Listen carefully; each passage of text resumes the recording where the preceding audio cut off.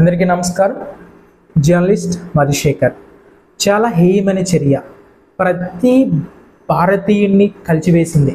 మతం లేదు, కులం లేదు, ప్రతి ఒక్క హృదయము స్పందించింది.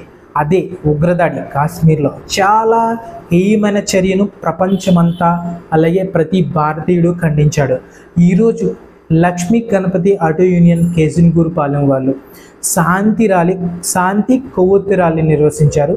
చనిపోయిన వాళ్ళ ఆత్మ చేకూరాలని, అలాగే జై భారత్, జై మోడీ, డౌన్ డౌన్ పాకిస్తాన్ అంటూ నినాదాలతో శాంతి ర్యాలీ నిర్వహించారు. ఒకసారి చూద్దాం.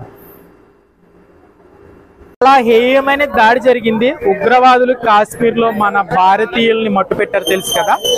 దానికి ఈరోజు కేసిన్గూరుపాలెం ఆటో యూనియన్ శాంతి ర్యాలీ చేస్తున్నారండి. ఈరోజు లక్ష్మీ గణపతి ఆటో యూనియన్ కేసిన్గూరుపాలెం వాళ్ళు పాకిస్తాన్ ఉగ్రవాదుల అరాచకం, పాకిస్తాన్ ఉగ్రవాదుల అరాచకం, పాకిస్తాన్ ఉగ్రవాదుల అరాచకం.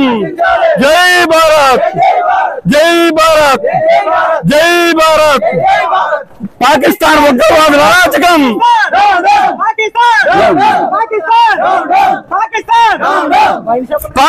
ఉగ్రవాదుల అరాచకం, పాకిస్తాన్ ఉగ్రవాదుల అరాచకం, పాకిస్తాన్ ఉగ్రవాదుల అరాచకం. జై భారత్, జై భారత్. పాకిస్తాన్ పాకిస్తాన్ పాకిస్తాన్ పాకిస్తాన్. నరేంద్ర మోడీ నాయకత్వం, నరేంద్ర మోడీ నాయకత్వం, నరేంద్ర మోడీ నాయకత్వం. జై భారత్, జై జై భారత్, జై భారత్, జై భారత్, జై భారత్. కాశ్మీర్ లో ఏదైతే ఉగ్రవాదుల దాడి జరిగిందో, మరి అక్కడ మన హిందువులందరూ కూడా కాశ్మీర్ ని పర్యాటక కేంద్రంగా ఉంది కాబట్టి అక్కడికి తిలకిందామని చెప్పి వెళ్ళినటువంటి మన ఆంధ్రుల్ని వాళ్ళు హిందువులా ముస్లింలా అని మరి ఎత్తి చూసి మరి నిర్దాక్షిణంగా కాల్చి చంపేశారు.